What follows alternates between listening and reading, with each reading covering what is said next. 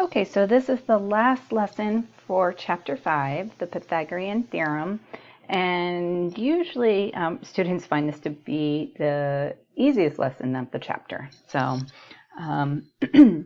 so for Pythagorean Theorem, this is a little bit of geometry. This is something you'll need to know for next year. First thing we start off with, we need to have a right triangle. Okay, so if you don't have a right triangle, this theorem will not apply. And when you have a right triangle, you have the two sides that make the right angle. Okay, these are called the legs. All right, so you have two legs of a right triangle. And then the longest side, the side that is opposite the right angle, that we call the hypotenuse. Okay, and in a right triangle, basically our formula is a squared plus b squared must always be equal to c squared. And again, c has to be the hypotenuse, the longest side. Okay? So we're going to use that theorem. For example 1 here, if c is the measure of the hypotenuse of a right triangle, find each missing measure. Express each in simplest radical form and as a decimal rounded to the nearest hundredth. Okay, so again, we're thinking a squared plus b squared equals c squared. So in this case, I'm trying to find c, so I have 10 squared plus 24 squared equals c squared. So I have 100, and again, have your calculators handy, all right? You don't need to have to do 24 squared. So 24 squared is 576. And then I'm going to add these, so that's 676. And now I want to take the square root. Now, that's a really large number, so what I would do first is just type it into your calculator and see when you do the square root, is it a whole number? Fortunately, this time we do get a whole number. It is 26. If not, we would have to look to see how could we break that down. Okay, next one. All right, a squared plus b squared equals c squared. So I have 3 squared plus 4 squared equals c squared. So I get 9 plus 16 equals c squared. Combine the 9 and 16, that gives me 25. Take the square root of both sides. Again, fortunately, this one is a perfect square, and we get c is equal to 5.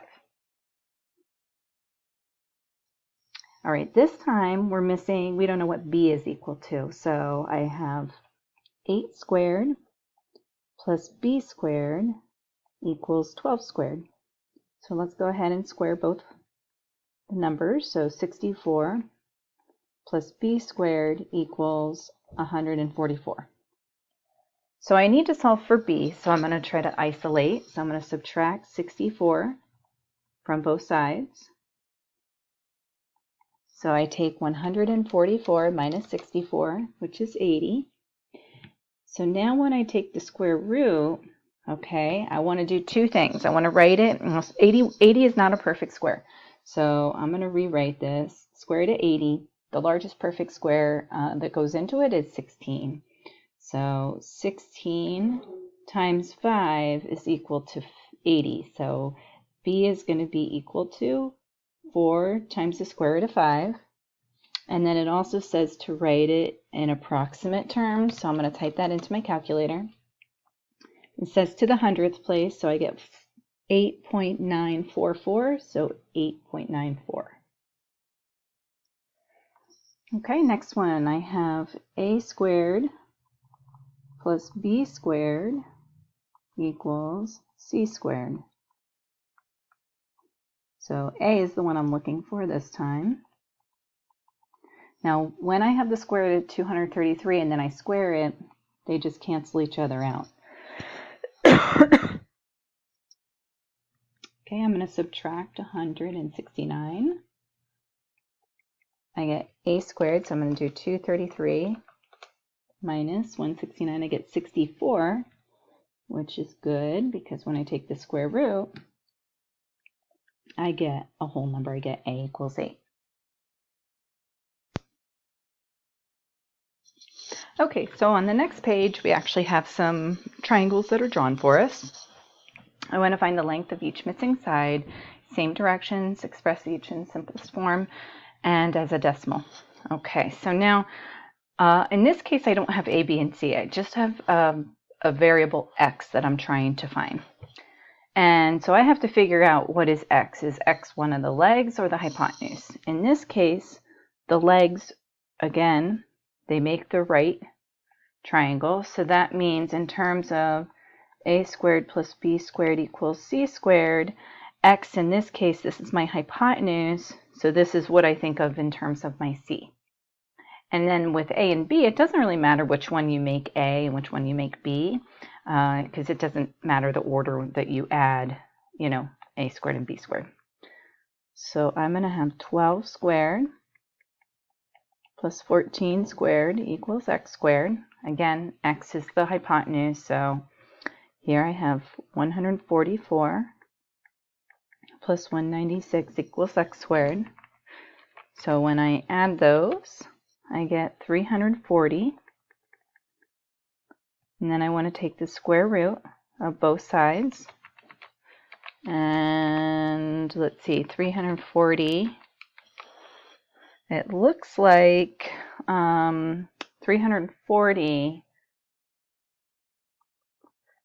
looks like only 4 goes into that, so square root of 4 times square root of 85, so 2 root 85, so for x, the simplified form is 2 root 85, and then the exact form, or the approximate, when I plug that into my calculator, I get 18.439, so that'll be 18.44.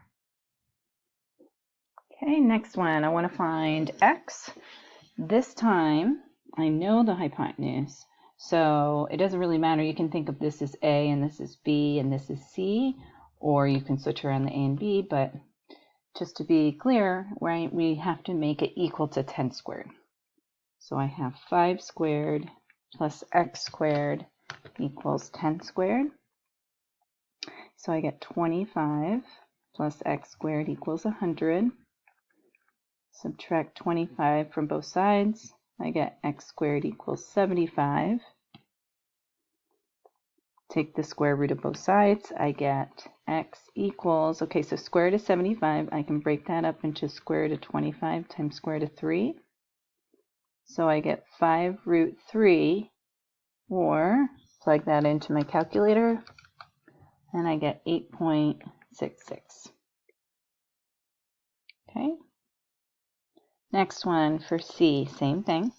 I need to really identify the hypotenuse. In this case, I get x as the hypotenuse. So I'm going to have 6 squared plus 15 squared equals x squared. So I get 36 plus 225. Now I'm going to add those. So I get 261. And then I'm going to take the square root. Now 261, let's see, 261 is divisible by 9. Actually, 9 times 29. So I get 3 root 29 is my value for x. And then I can also approximate it. So 3 times the square root of 29 on my calculator, I get 16.16. Okay, and well, last one for this section here, opposite the right angle, that's my hypotenuse, so this has to be my value of c. So I'm going to use x squared plus 7 squared equals 12 squared. We get x squared plus 49 equals 144. We're going to subtract 49 from both sides. So 144 minus 49 gives me 95.